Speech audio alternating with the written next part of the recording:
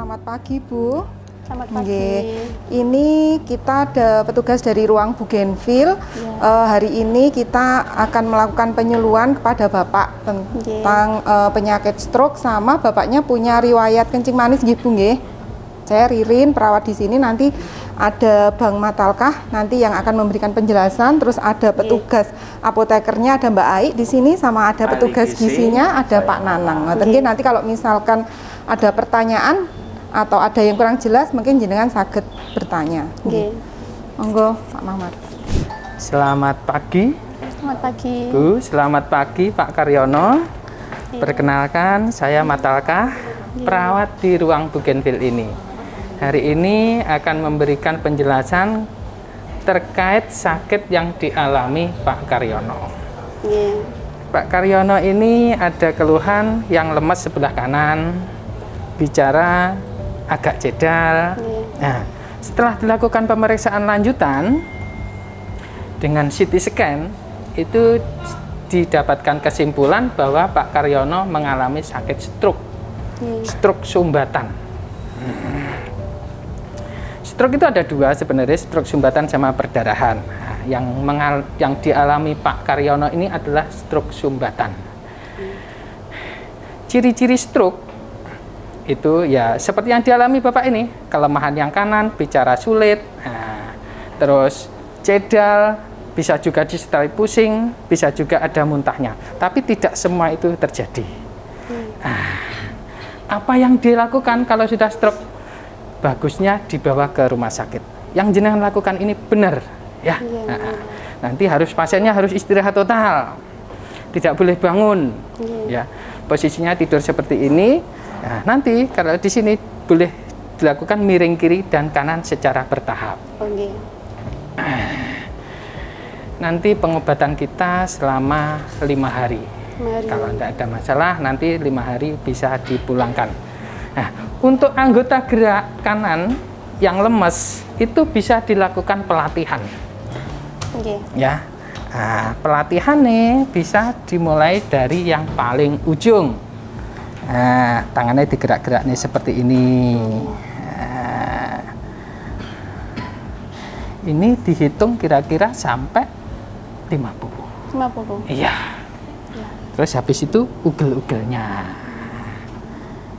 50. Sini ya. Itu otot-ototnya biar tidak mengecil. Nah, nanti kalau stroke-nya sudah hilang, sudah membaik, itu nanti otot-ototnya bisa digunakan kembali. Fungsinya biar tetap, ya. Untuk kaki juga seperti itu. Nah, dilakukan latihan. Digerakkan dari yang paling ujung. Ya, dihitung kira-kira 50 sama guyon karo bapak ini. Ya. Terus ini sama pelatihannya. Ya. Ini. Terus digeraknya seperti ini. Kalau bapaknya meringis kesakitan, dihentikan. Kalau bapaknya merasa nyaman, dilanjutkan. Sentuhan dari keluarga begitu berarti untuk kesembuhan si sakit. Tetap istirahat, ya, makan. Nah, program seperti ini, pelatihan ini, nanti kalau sudah pulang bisa dilanjutkan di rumah. Ya. Dari saya sekian. Mungkin ada pertanyaan dari panjenengan? Sementara belum. Iya. Nanti kalau ada ditanyakan aja. Kita siap menjawab kapan saja. Oke. Selamat pagi, Pak, Bu. Saya apoteker yang di ruangan Bougainville yang bertugas untuk menyiapkan obat dan pengobatannya bapaknya. Tadi pagi sudah disontek sama perawatnya? Sudah, nggih? Nah, obat suntikannya itu merupakan obat saraf. Kan bapaknya ada keluhan di sarafnya. Terus yang pagi tadi obat tabletnya sudah diminum? Sudah. Nggih. Obat tabletnya tadi yang diminum itu buat pengencer darahnya karena bapaknya kan ini ya stroke yang ada sumbatan. Nah, obat pengencer darahnya itu agar tidak ada sumbatannya. Terus habis itu ada yang ditanyakan lagi? Sementara belum, Mbak. Nggih, sementara belum nggih. Iya. Terima kasih, semoga Nggih. bapaknya lekas sembuh. Ngaten. Amin, terima kasih, Mbak. Permisi, selamat siang Bapak Siang, nggih, selamat siang, dan Pak. penunggu pasien. Perkenalkan, saya dari ahli gizi Nggih. rumah sakit untuk menjelaskan mengenai dietnya untuk pasien diabetes dan pasien stroke. Nggih. Untuk menjalankan diet, yaitu pertama pasien itu harus memahami dengan istilah 3J ya. Jadwal, jumlah, jenis. Iya. J pertama adalah jadwal. Terkait dengan jadwal itu jam makan. Jadi pasien makan dengan jadwal interval setiap 3 jam sekali. Pagi sarapan, kemudian 3 jam berikutnya snack, 3 jam berikutnya makan siang, kemudian 3 jam berikutnya snack, dan seterusnya. Iya. Sehari makan 3 kali, snack 3 kali. Iya.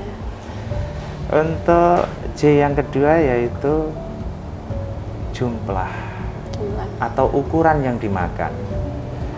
Jadi jumlah itu yang perlu diperhatikan adalah jumlah kalori seperti porsi nasi, kemudian porsi dari karbohidrat yang lainnya, bisa umbi-umbian maupun tepung ya, Bisa. bisa dari jagung maupun ketela.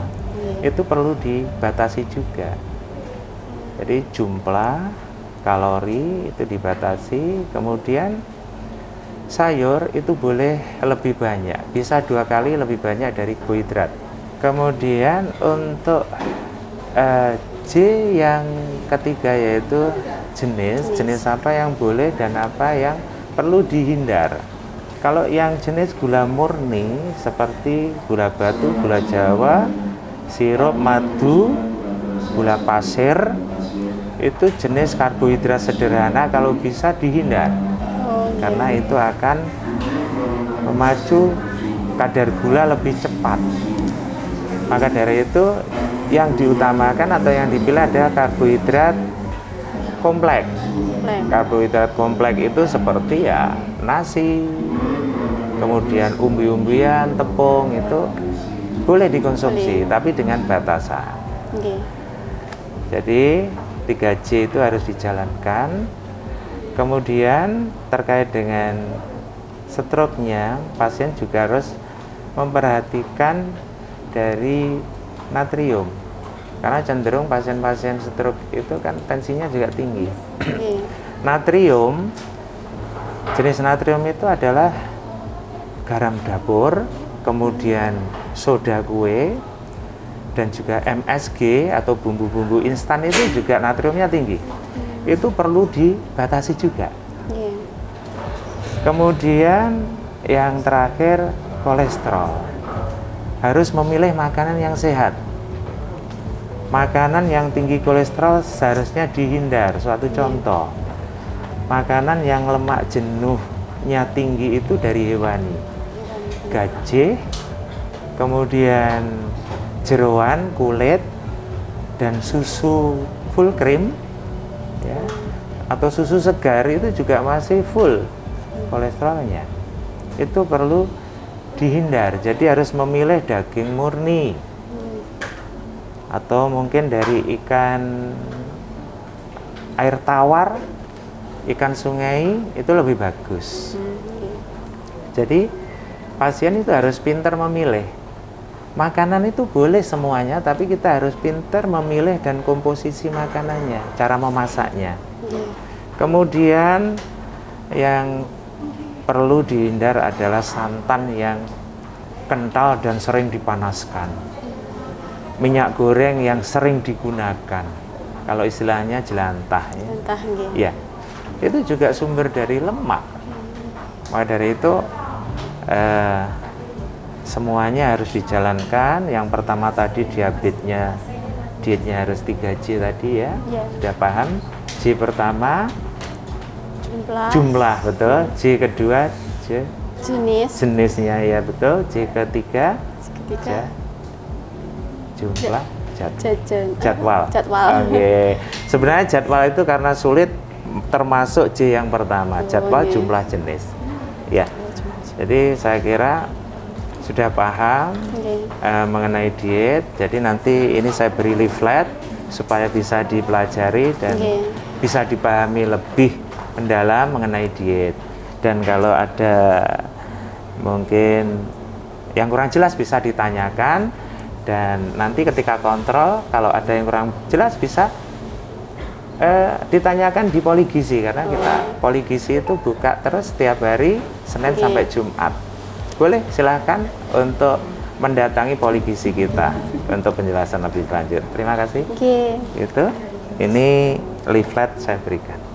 Oke, terima kasih.